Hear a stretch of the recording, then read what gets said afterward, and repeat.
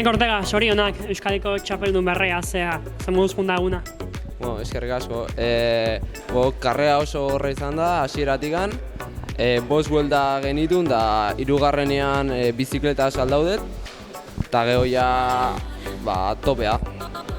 Lasterketa bizia izan da oso ezberdina, bi balda nagusi zirkuitoaren itzuli bakoitzean, baina mugimendu asko ikusi ditugu, bai autobidean, bai goraka, inkluso beraka. Hasieratik atakeka hasia, baina oso kontrolatuta zegoen karrera, eta azkenean erabakia azkenengo igoeran. Azkeneko metroetan harrapatu duzu eta mirat, eta Irazabal ere azkeneko kilometroan hartu duzu.